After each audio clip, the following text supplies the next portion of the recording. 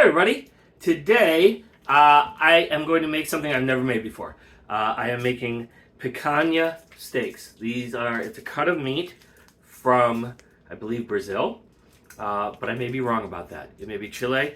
I have been inspired by a guy named Guga, who has tons of followers, and he has a YouTube channel called Sous Vide Everything, and he makes this stuff all the time. It's supposed to give you the consistency, the cut, and mouthfeel of tenderloin of a filet mignon, but with the flavor of a ribeye, which if it can deliver that, I am all for it. That'll be awesome. Anyway, I'm going to show you how to make this. We're going to start by slicing it into steaks. You have to do that yourself with this cut, and perhaps do a little trimming of some of the fat, and that's it. Then we're going to season it and put it in the sous vide. So come along with me, and we're going to make picanha steaks today.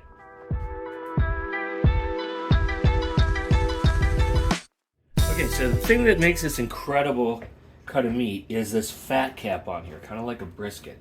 It gives you so much flavor. To cut this, though, you want to cut it fat side down. I'm told makes it easier.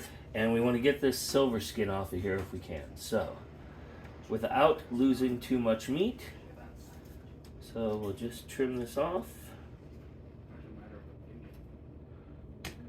Okay, and this little piece here, this is actually very little silver skin, so that's nice. Because the video I saw that Guga had on his network, and he uses a better cut of meat probably than I am, had kind of the full silver skin on there, so he had to cut that all off. So anyway, all right, get rid of that. Now, we're making steaks, right? Here's something to look at, though.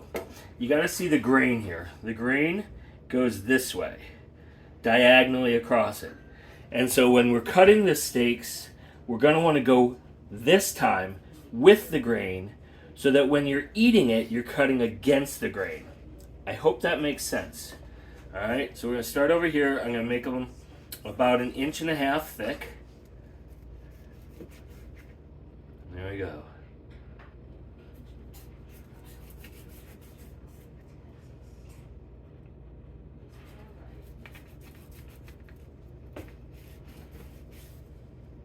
By the way, I got a new knife. I got a couple new knives this week. Shout out to my friend Izzy, who took me to a cutlery store here in the Chicago area, and I got a couple of new knives on Friday. So far, so good. They cut. That's what we're going for. And do this one, I guess I'll do this a little thicker, just a little. Okay, so those are going to be our steaks. If you look at that. Okay, a little bit too much, so we can trim some of this fat off. What Guga said is about 1/2 inch. This one looks okay. This one looks a little bit thick. So I'm just going to trim some of this off of here.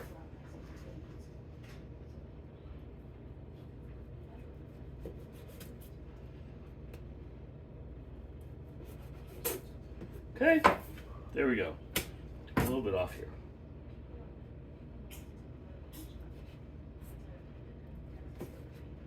Okay, that one's good. That one's good. This one needs a little trim. This one needs a little trim right here. Okay, let's take a little of that off.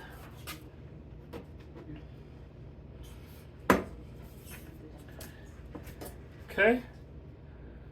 And the same thing here. All right, so there we go. We got our steaks. Get rid of this stuff.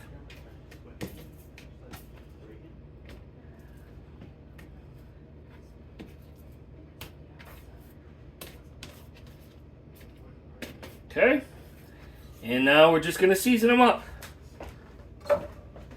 Okay, so to season these, very simple. We're gonna hit them with kosher salt,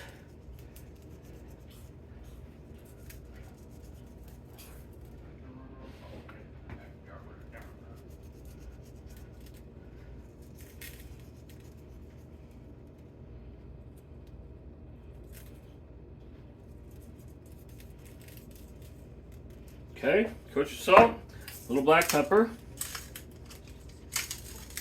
Not too much. I would probably put on more, but as you've heard me say before, my wife is a little sensitive to spice, so go a little light there. I can always add something spicier on mine. This is garlic powder, a little garlic powder here.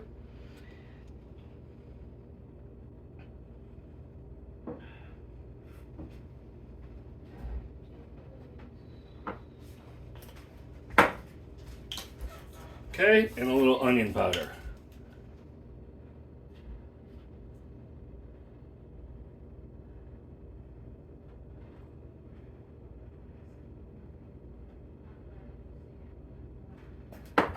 Okay, flip these over so we can do the other side.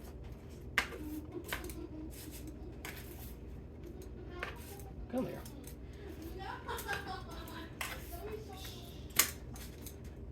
So again, this is called picanha or picanha.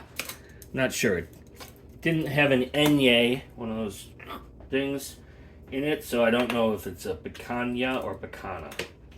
Hey Guga, if you watch this, tell me, is it picanha or picanha? It's definitely not piranha.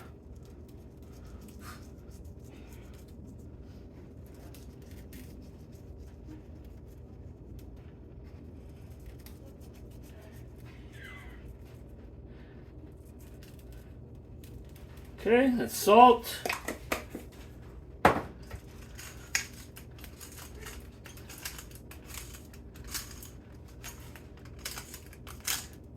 Need to reload my pepper grinder. Okay, onion powder.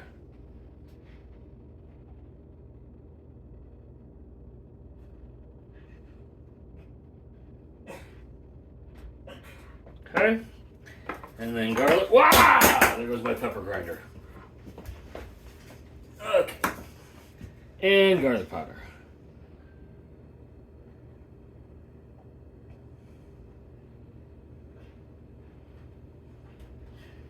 Okay, these are going right into a big Ziploc bag because this is what will go into the sous vide bath.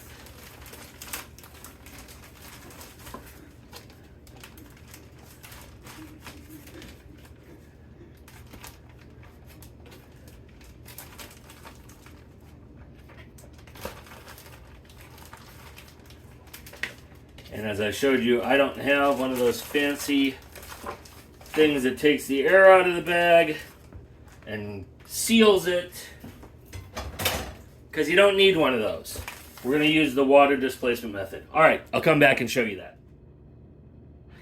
Okay, this is my sous vide plugged in here. It's called a Joule, Joule. It's a great device. I've had it for a few years, and I'll show you how to do this. I will show you the app and the whole deal. So, I am recording my screen now. So, we're going to use this Joule software here. This is the software for my sous vide. We're going to make beef here. Actually, we just want to go ahead and start it. We're going to set the temperature to 125, which is rarer than rare, okay? But that's because we're going to finish this on the grill. I'm not going to bother setting a timer, so we're just going to go with that. We set the temperature, and we got about 3.5 hours. That's good.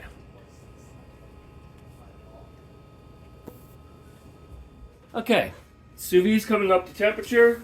What we're going to do over here is we're going to close this Ziploc most of the way. We want to make sure that there's room for air to get out here. Good, there is. This is going to go into our water, which is, like I said, still coming up to temp. And by putting this in the water, I know you can't see this, but the sides of the bag are squeezing to the meat. That's because we're displacing the air that's in the bag because of the water pressure. And then as we get this down here, we just don't want our block to go under the water. There we go. And I'll just clip it on here to hold it in place. And that's it. This is good to go for the next 3.5, 4 hours.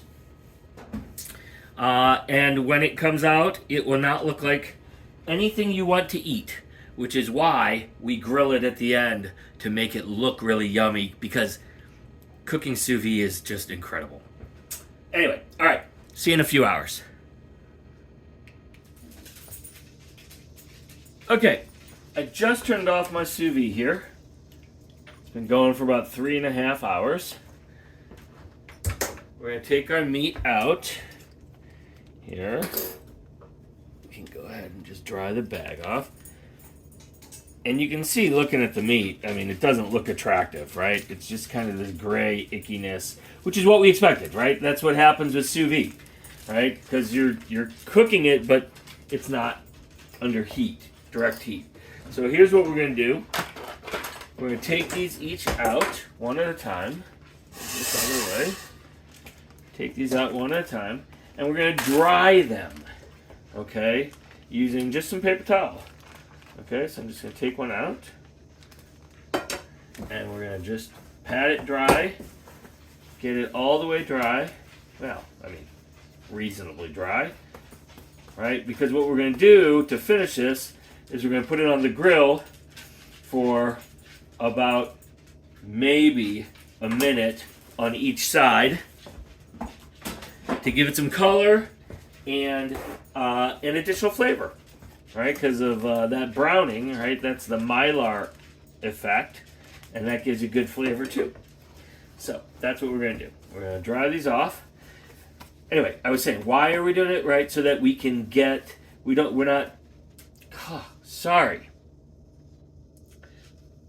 drying these so that when we put them on the grill, we don't have to steam off all that liquid in order to start the grilling process, which would mean they'd be on the grill a lot longer, which is not what we want. They're fully cooked right now.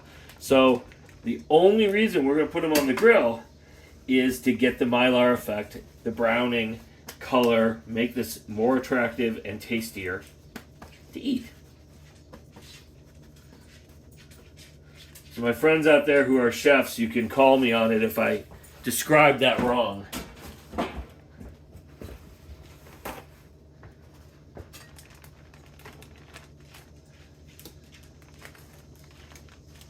Make a little double use of some of this paper towel here. So we're going to grill this. I've got the grill going, heating up already.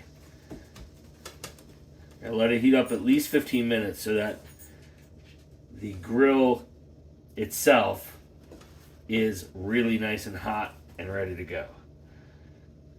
Okay, got a couple more here.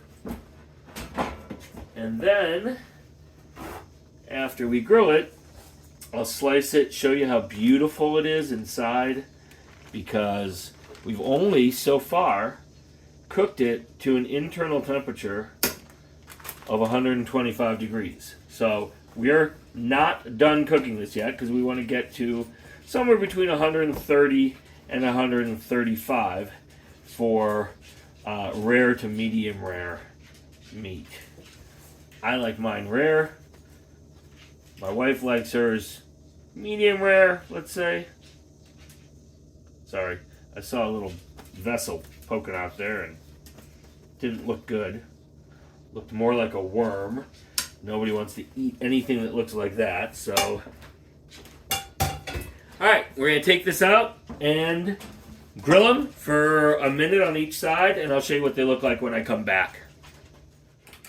Okay, so I turned on the grill for 15 minutes to preheat it, okay? And then I just did them a minute on each side, and you can see how beautiful they are. They should be beautiful, rare to medium rare, and that's it. I hope that you, if you have a sous vide, that you do this and you enjoy it and you try it. You know what? I'm going to have to show you how this tastes, because, like I said, I've never had picanha before, and I want to give a shout out to Guga, assuming that this tastes fantastic, and I'm looking forward to tasting it. So, without further ado, dinner! Okay, so here's the whole meal for you. I got the steaks and some salad. I made some cowboy butter, which I can show you that recipe sometime, and the homemade creamy garlic dressing, which I think I've shown you guys that one before. So anyway, I'm going to cut into one of these, going to give it a taste, and let you know how it is. Okay, so cutting into it here, you can see it is beautifully medium rare there. Just going to cut a slice off and taste it.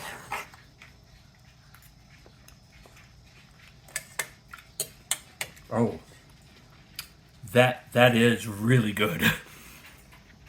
It is super tender. I mean super tender, like a filet. But because you have that fat cap on it, you also are getting the kind of flavor like a ribeye. All right, Guga, you are absolutely right. This is fantastic. Thank you very much. Everybody else, I hope that you enjoy this. Have a good evening. Bye. If you enjoyed this video, please click the like button. Subscribe to Sandi Cooks on YouTube so you don't miss new recipes.